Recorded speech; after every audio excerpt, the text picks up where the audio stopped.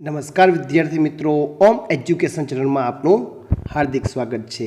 આજે આપણે આ વિડીયોમાં તારીખ 20 જાન્યુઆરીના રોજ લેવાનાર એકમ કસોટી અંતર્ગત ધોરણ 6માં જે ઇંગ્લિશનું પેપર છે એ પેપરના અભ્યાસ માટેનું મોસ્ટ આઈએમપી પેપરનું સંપૂર્ણ સોલ્યુશન કરવાનું છે। વિદ્યાર્થી મિત્રો, જો તમે અમારી ચેનલ ઉપર નવા હોય તો ચેનલને સબસ્ક્રાઈબ કરી લેજો, જેથી કરીને નવા વિડીયો તમને મળતા રહે। ક્વેશ્ચન 1 માં તમને પૂછાયેલું છે આપેલ પેરેગ્રાફ વાંચો અને પ્રશ્નના જવાબ લખો। વિદ્યાર્થી મિત્રો, તમને કોઈ પણ એક પેરેગ્રાફ છે તમારા શિક્ષક દ્વારા તમને પ્રશ્ન બેંકમાંથી લખાવવામાં આવશે, જેના પ્રશ્નના જવાબ તમારે પેરેગ્રાફમાંથી શોધીને લખવાના છે। પેરેગ્રાફનો અર્થ સમજી લઈએ। Last Sunday Anita and her friend went to the circus. ગયા રવિવારે અનિતા અને તેના મિત્રો સર્કસમાં ગયા હતા। They met the manager there. ત્યાં મેનેજરને મળ્યા હતા। The manager showed them various animal and bird. તેને અલગ અલગ પ્રકારના પ્રાણીઓ અને પંખીઓ બતાવ્યા હતા। All of them saw Appu. તેમાંથી એક અપ્પુને પણ જોયો હતો। ઇટ કાઉન્ટ ધ બોલ। તે બોલને કાઉન્ટ કરી રહ્યો હતો, ગણી રહ્યો હતો। The elephant were practising for show. અને હાથીઓ છે શો માટેની પ્રેક્ટિસ કરી રહ્યા હતા। તો પેલું છે વુ મેટ ધ મેનેજર। મેનેજરને કોણ મળ્યું? તો જવાબ આવશે અનિતા એન્ડ હર ફ્રેન્ડ। તો વુની જગ્યાએ લખવાનું Anita and her friend met the manager. Number 2, was manager count the ball. Manager ball ગણી રહ્યો હતો? નહીં, ખોટું। તો જવાબ આવશે no, manager would not count the ball, કેમ કે અપ્પુ ગણી રહ્યો હતો। Number 3, Anita and her friend were practising for the show. Show માટે પ્રેક્ટિસ કરી રહ્યા હતા। તો જવાબ આવશે ફોલ્સ, કેમ કે હાથીઓ પ્રેક્ટિસ કરી રહ્યા હતા। Number 4, Anita visited the circus on ખાલી જગ્યા। સન્ડે કે મંડે જે ખોટો શબ્દ છે, છેકો મારવાનો છે। તો સન્ડે તો મંડે ઉપર છેકો મારી દેવાનો છે। Find any 2 action word from the paragraph. પેરેગ્રાફમાંથી એક્શન વર્ડ તો અહીંયા આપણને મેટ, અહીંયા શોડ, કાઉન્ટેડ, પ્રેક્ટિસિંગ, શો, આવા કોઈ પણ એક્શન વર્ડ ક્રિયાપદો શોધીને લખવાના છે। કોઈ પણ 2 લખો એટલે તમને પૂરેપૂરા માર્ક મળે। પ્રશ્ન નંબર 2 માં આપેલું છે નીચે આપેલા વિકલ્પોના આધારે સંવાદ પૂર્ણ કરો। થેન્ક યુ સો મચ, તમારો ખૂબ આભાર।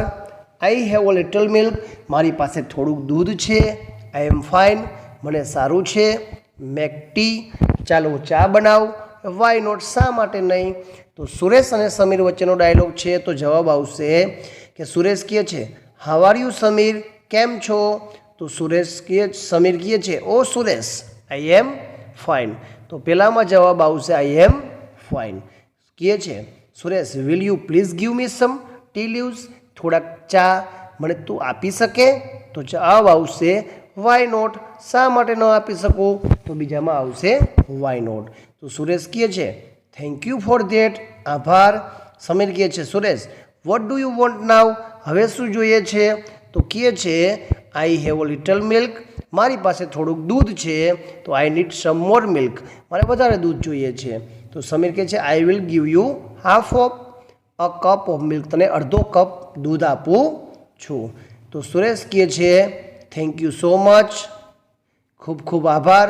તો એ નંબર 4 માં આવશે ને કહે છે સુરેશ નાવ આઈ એમ ગોઈંગ ટુ ખાલી જગ્યા ફોર અસ। આપણા માટે મેક ટી, ચા બનાવવા જાઉં છું। તો આ રીતે જવાબ આવશે।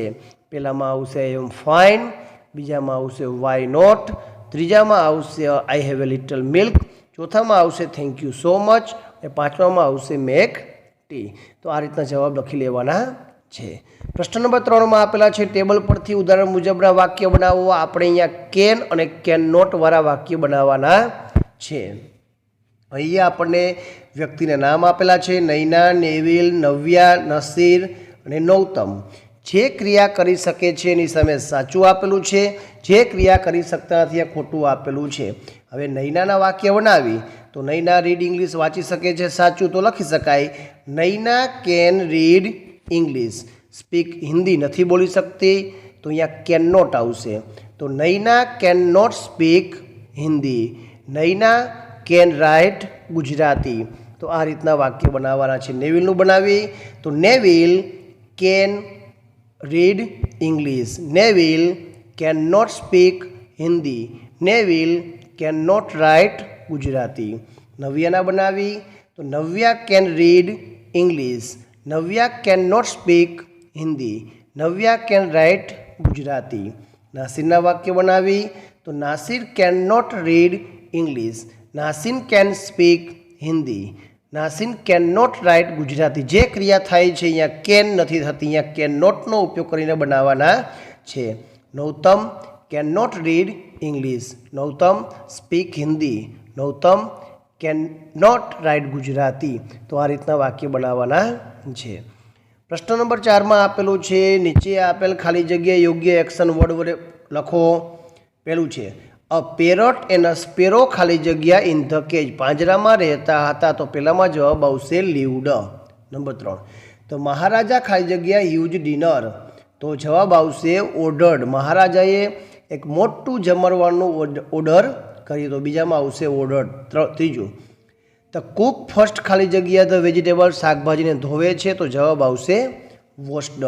નંબર 4 બોથ ધ ફ્રેન્ડ્સ ખાલી જગ્યા ઇન ધ ઓપન સ્કાય, બંને મિત્રો ફ્લુ હવે ઓપન ખુલ્લા આકાશમાં જતા રહ્યા. તો ચિલ્ડ્રન ખાલી જગ્યા એટ ધ ચિમ્પાન્જી ઉપર સ્ટેર્ડ, તાકીને જુએ છે. તો જવાબ આવશે સ્ટેર્ડ. તો આ રીતને ખાલી જગ્યા પૂર્ણ કરવાની છે.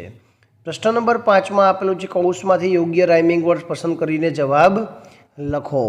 તો અહીંયા આપણે રાઇમિંગ વર્ડ્સ આવતા હોય તો toffee was four but they are sour, જવાબ આવશે sour. There is a pin keep in a tin, Manisha has clay I want to play, add some curry don't it in a hurry, vegetable are nice mix in the rice. તો અહીંયા જે છેલ્લે અહીંયા four, તો sour, pin તો tin, clay તો play, curry તો હરી, nice તો રાઈસ.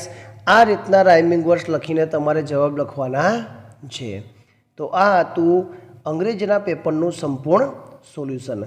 આવા બીજા પેપરના સોલ્યુશન મેળવવા અને ઓરિજિનલ પ્રશ્ન બેંકના સોલ્યુશન મેળવવા અમારી ચેનલને સબસ્ક્રાઈબ કરો. બાજુમાં આપેલું બેલ આઇકન દબાવો, જેથી કરીને નવા વિડીયો તમને મળતા રહે. આભાર, ધન્યવાદ.